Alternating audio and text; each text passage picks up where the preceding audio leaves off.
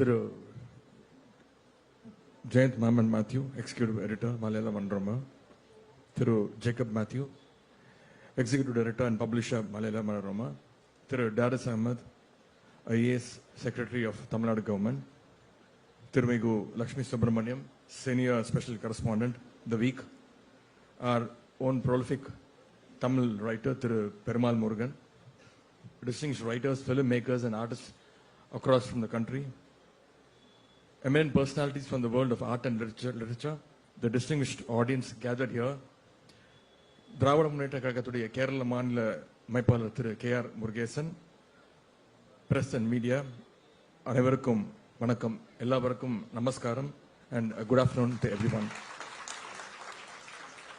பாரம்பரியமும் பெருமையும் கொண்ட மலையாள மனோரமா பத்திரிகை நடத்துகின்ற இந்த சிறப்புக்குரிய கலை இலக்கிய திருவிழாவில் பங்கேற்று பேசுவதில் நான் மிகுந்த பெருமை அடைகின்றேன், மகிழ்ச்சி அடைகின்றேன். I am happy to speak at this prestigious art and literature festival organized by the Malayalam Manorama, one of the India's oldest newspaper serving the nation since 1890s. Even though I am outside Tamil Nadu now, I don't feel like being away from home. Looking at all of you, I feel like being at a place that is as close as and welcoming as my own home. அந்த அளவிற்கு ஒரு அன்பையும் வரவேற்பையும் கேரள மண்ணில் நீங்கள் இன்று எனக்கு அளித்திருக்கின்றீர்கள். As there are too many sessions and several distinguished speakers I have to address you, I want to make my speech as short as possible. I feel honored to speak on the topic literary and linguistic ethos in Dravidian politics, as it is a subject to the heart of Tamil Nadu's identity and history. The Dravidian political movement in Tamil Nadu, known for its strong linguistic and cultural pride, has held long the literature and language as its foundation pillars. This fusion of literary, linguistic and political ethos created a powerful identity that profoundly shaped Tamil Nadu's social and political landscape. The cultural, political and linguistic ties between Tamil Nadu and Kerala go back a long way. When it comes to literature, language and politics, both states have a lot in common.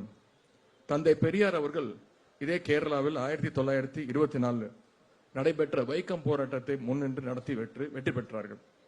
அதேபோல் கேரளாவில் பிறந்த திரு TM Nair அவர்கள் தான் தமிழ்நாட்டில் நீதி கட்சியின் தொடக்க புள்ளியாக இருந்த தென்னிந்திய நல உரிமை சங்கத்தை ஆரம்பித்தாங்க.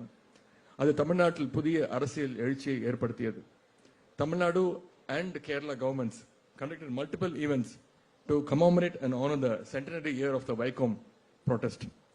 Tamil Nadu and Kerala are two of the most progressive states in India. Both have successfully kept fascist and communal forces at bay. Why do the people of Tamil Nadu and Kerala stand so strongly against fascism? It's because of the progressive politics firmly established here.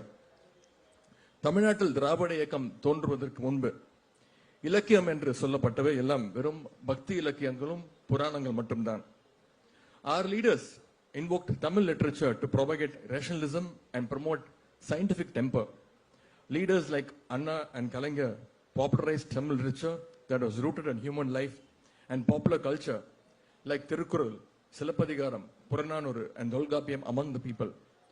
To understand that ethos, we have to travel back to the early 20th century. The self-respect movement, the forerunner of the Dravidian movement, rose to resist what it saw as cultural and linguistic domination. The Dravidian movement placed Tamil as the core of its identity. Tamil wasn't seen merely as a medium of communication, but as a voice of a community seeking recognition, dignity, and independence from the Hindi imposition. The push to make Hindi the official language during the 1930s and later in the 1960s stimulated the Dravidian movement, as it was perceived as an existential threat to Tamil culture and linguistic identity. The Dravidian movement recognized the potential of literature to serve as both a cultural force and a vehicle of social change.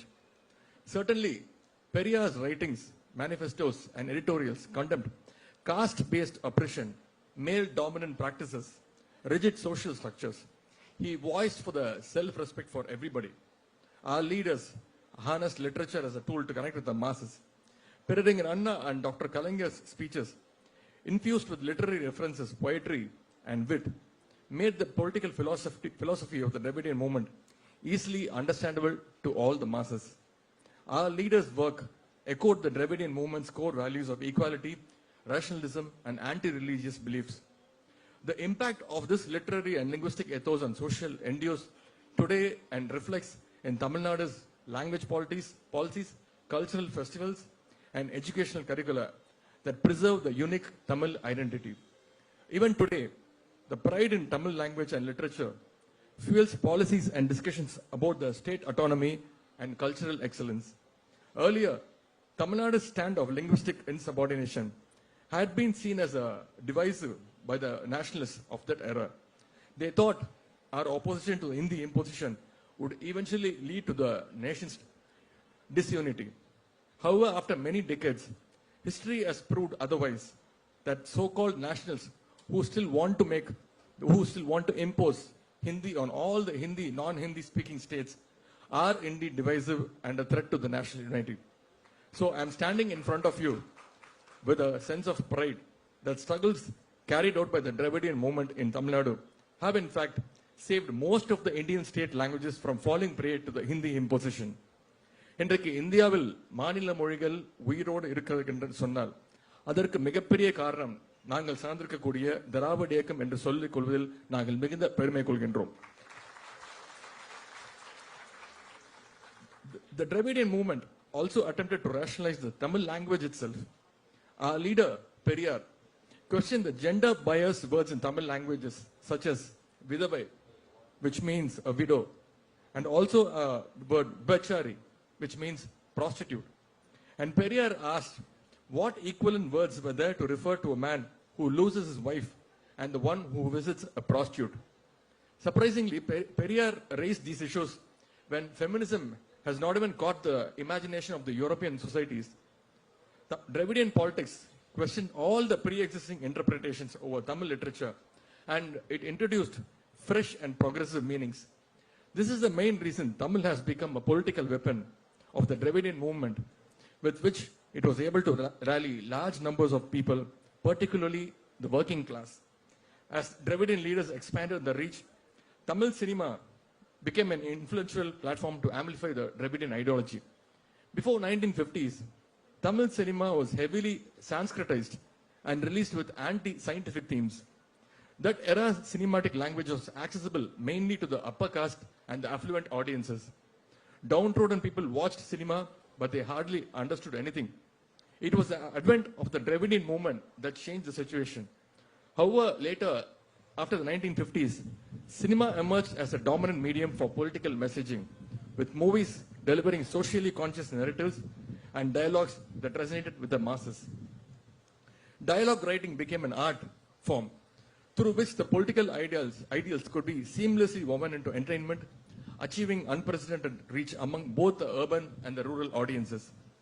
Peraringer Anna's movie, Velaikari, which means the servant maid, a drama that laid bare the injustice of caste and class, resonated with audiences and showcased Tamil literature's potential for societal transformation.